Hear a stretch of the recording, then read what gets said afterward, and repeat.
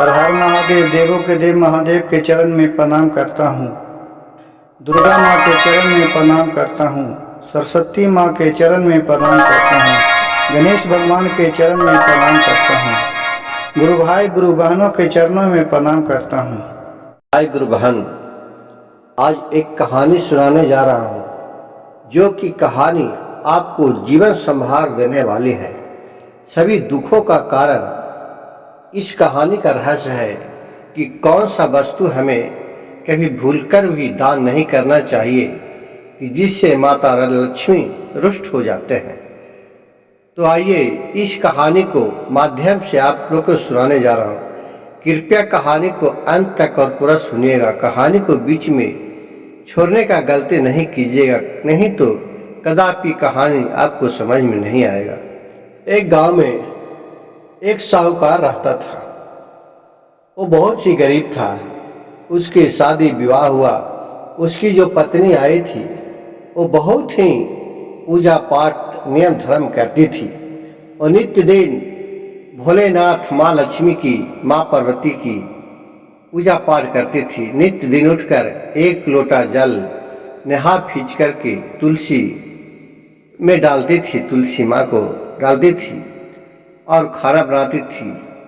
और देखिए, जिनके पास भक्ति हो वो बेचारे बहुत ही करुणामय थी।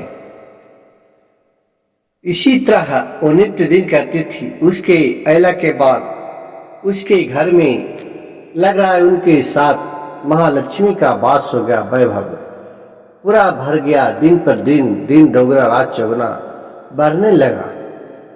गुरु भाई गुरु बहन, देखिए, लोग कहते हैं कि जिसके आने पर घर में संस बरकत मिलता है उसे लोग बहुत ही मान आदर और उसका चर्चा करते थे, उसका बहुत बड़ाई करते थे। लेकिन इसके पास किसी तरह का अहंकार नहीं थी। उस चंपा के पास, उसका बेचारी के नाम चंपा थी। चंपा बहुत ही अंदर से अच्छे विचार के थे। सब कोई गांव घर के लोग इसका बहुत ही चर्चा प्रशंसा करते रहते थे।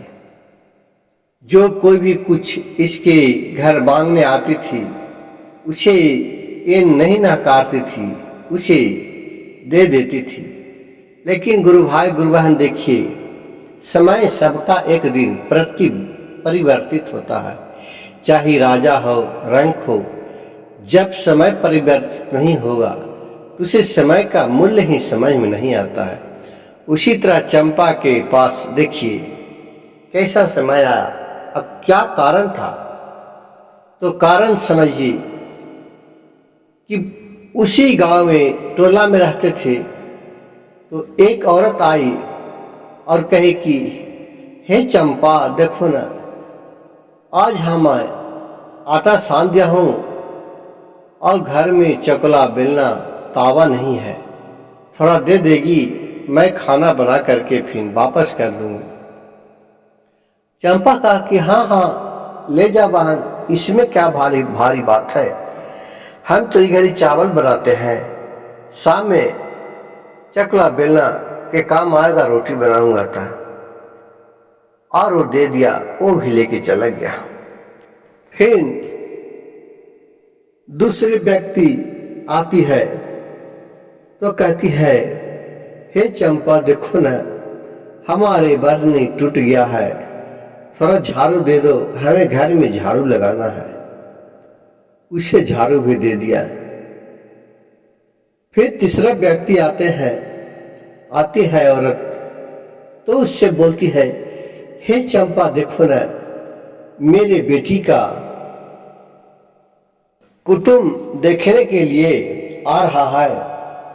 मेरे घर में अच्छा साड़ी नहीं है, गहना जेवर नहीं है, थोड़ा आप अच्छी वाले साड़ी दे देते और थोड़ा गहना जेवर दे देते तो अपने बेटी को मैं पहना उड़ा करके उसको दिखा देते और फिर तुझे वापस कर देते। बोले चंपा, भला ये कहने के बात है? आपका बेटी मेरा बेटी है, लीजिए, ले जाइए। वो पूरा गहना दे दी और साड़ी दे दिया अच्छे अच्छे निकाल करके। बोली कि लीजिए, ले जाइए। तुम्हारा बेटी की शादी विवाह हो जाएगा, दिखने में बहुत सुंदर लगेगी, इससे हमें भी खुशी होगा। बेचारी सौदिल्य आदमी थी, लेकिन गुरु भाई गुरु बहन देखिए कि ये जो सब चीज़ है ये सब दूसरे को देने का चीज़ नहीं है। जो अपने श्रृंगार दूसरे को दे दे तो देखिए इसके बाद इसका क्या विपत्ति इसके बाद आता है। शाम के उधर आए, खाना न खाए उसका पति, सोए। सुबह में पता चला उनका जो गोडाउन था उसका कारोबार था, साहूकार का जो था, अनाज का धान, गेहूं, चना, मटर सब वो देश विदेश से किन के भी लाते थे और बेचते थे। उसका कारोबार देश विदेश बहुत बड़ा में फैला हुआ था। उसका सारी गोडाउन चोरी हो गया। सुबह में खबर आया कि राजा साहब का, साहूकार जी का गोडाउन तो चोरी हो गया। अब गए वहाँ देखे, थाना में रिपोर्ट लगाए, लिखाए। इनको एकदम काम नहीं कर रहा था, क्या मैं कैसे करूं, क्या करूं, पूरा चिंता में पड़े थे। घर आए, उनकी जो बेचारी चंपा थी उनकी पत्नी खाना न बनाई खिलाई और अपने पति को मायूस बैठे देख करके हालचाल पूछे उनसे और सारी कहानी कह करके सुनाई।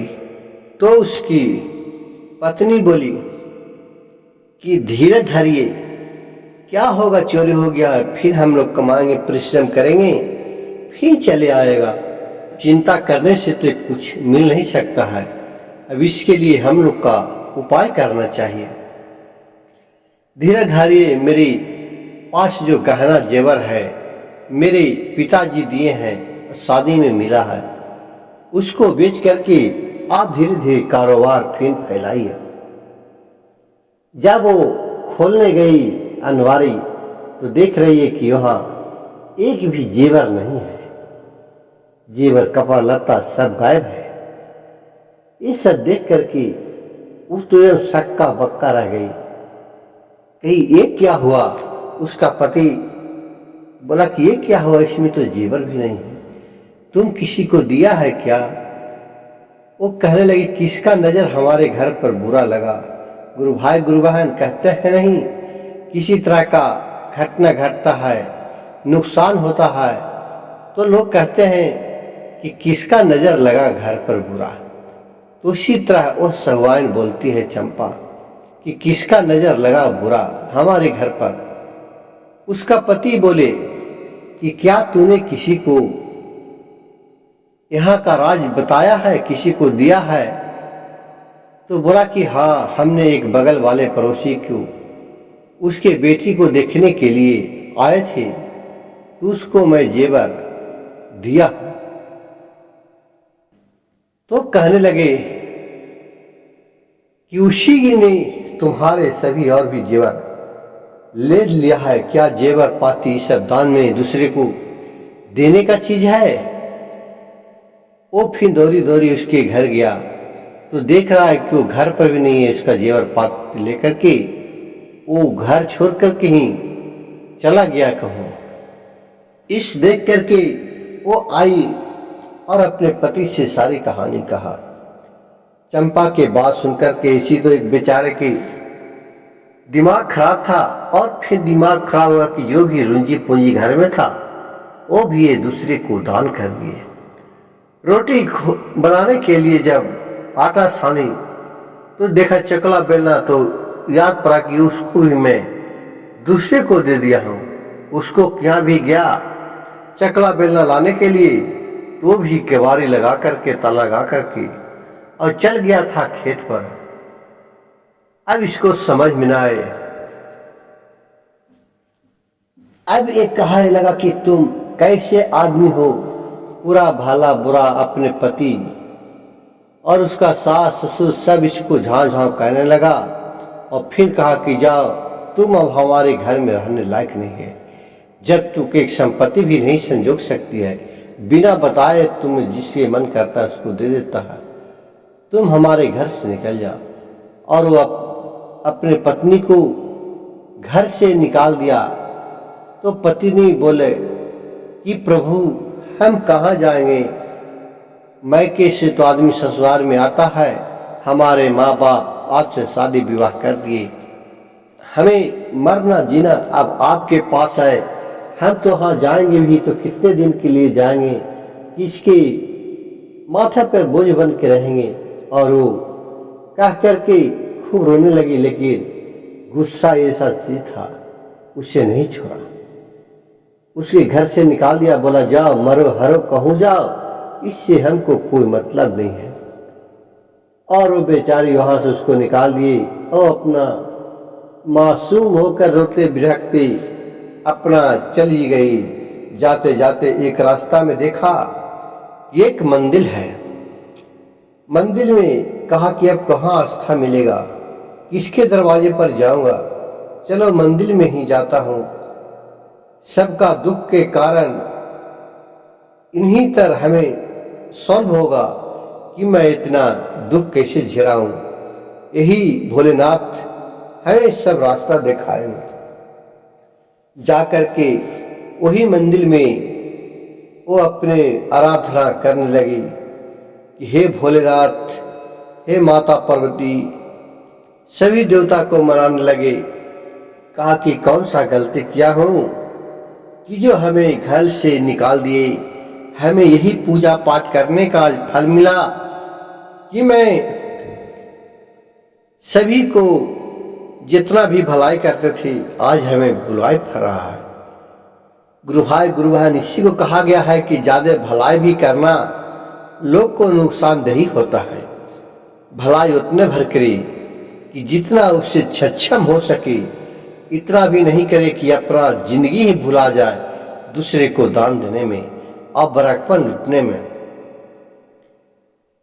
कहा कि अब इसी जगह मैं अपना प्राण त्याग दूंगा, मैं तो वापस घर लौट करके नहीं जाऊंगा। इतना बात सुनकर शंकर जी लक्ष्मी जी से बोले कि हे लक्ष्मी, तुम्हें क्यों ना रुष्ट हो गए हैं इस चंपा के घर से, हम लोग का कितना परम भक्त है, इसे कम से कम सही मार्ग बताइए, नहीं तो ये तो बोल रही है कि मैं अपना प्राण हर दूंगा इसी मंदिर में। जब ये बेचारी गुजर जाएगी तो हम ही लोग को पाप लगेगा। अरे भूल चूक तो होवे करता है, लेकिन भूल सुधारने के लिए इसे एक मौका दिया जाए। तो वहां लक्ष्मी जी प्रकट होती है और बोलती है, चंपा क्यों रो रही है, बोलो क्या हुआ, क्या तुम्हें दिक्कत है। तो चंपा बोली, लक्ष्मी माँ को देख करके उन्हें दंड प्रणाम किए, आराधना की और बोली, हे माता, हमने कौन सा गलती किया, कौन सा पाप किया जो आप हमसे रुष्ट गए। आप हमारे घर में इतना अच्छे थे। तो लक्ष्मी माँ ने बताए कि देखो, जो भी तूने दान दिया, चकला बेलना तावा, सबका लक्ष्मी का वास होता है, इसी में मैं वास लेता हूँ।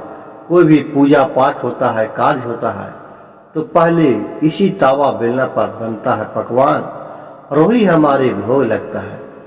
इस सब में लक्ष्मी के वास होता है।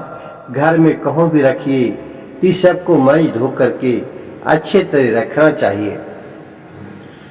और दूसरे, तूने झाड़ू दान कर दिया, झाड़ू को झाड़ू, आंगन घर द्वार बहारते हैं, कचरा को साफ करते हैं, उसके बाद झाड़ू को ऐसा जगह पर रख दीजिए कि उससे अपमान नहीं हो, उसे लात से कोई हटाए नहीं, लोगों को नजर नहीं पड़े कि आपका झाड़ू इस जगह बिगा हुआ है।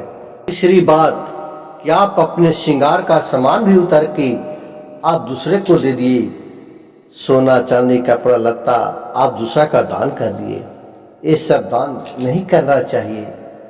इसी से मैं, इसके साथ ही मैं रुष्ट हो गया हूँ, जैसे तूने हमारे को निकाल के तो तुम ही ने भी किया। मैंने अपने चले आया। कहा, माता, हमने तो ये सब नहीं जानते थे, कृपया करके अब हमारे घर चलिए। अब मैं भूल कर भी ये चीज को दान नहीं करूंगा। कही कि ठीक है, तुम जाओ, मैं तुम्हारे पीछे पीछे आ रहा हूं। चंपा फिर वहां से कहे कि चलते हैं, अब अपने ससुराल ही चलते हैं। जो भी हमसे गलती हुआ उसे क्षमा मांगूंगा, सास ससुर को गोर करूंगा, पति को पैर में लपटा जाऊंगा, माफ करवे करेंगे, चाहे मारेंगे पीटेंगे, मैं उनको छोड़ करके कहूं नहीं जाऊंगा। अब पति भी इधर रात में सोए, 2-4 दिन बीत गया, वो भी बेचारे नहीं खाना खाए, नहीं पानी पिए, वो भी मासूम की तरह रहे कि एक तो संपत्ति गया, दूसरे में मैं अपने पत्नी को भला बुरा कहे वो लक्ष्मी के समान थी। अब मैं कहाँ उसको खोजूं? कम से कम वो रहती तो आज हमें जो टेंशन थी कुछ तो बोल बतिया करके दोनों को शांत कर दे।